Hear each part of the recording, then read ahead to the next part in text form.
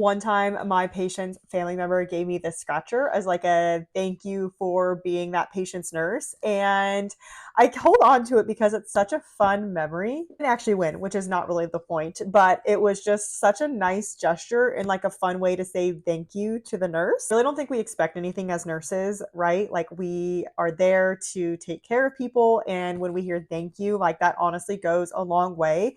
But I thought this was such a unique idea and I hold on to it just because it's such a fun memory. I'm curious if you've ever received anything from a patient or a family member and what it was. I feel like a lot of people bring in food or thank you cards, or sometimes I've seen like little gift cards, but really, like, we're not really supposed to accept monetary stuff because it's just like a conflict of interest. One time I did have a patient's family member give me a thank you card, and when I got home and opened it up, there was $100 in there. And I was like, what the heck? So I ended up using that money to buy food for our unit the next time that I worked. So let me know if you've ever gotten anything from a patient or a family member.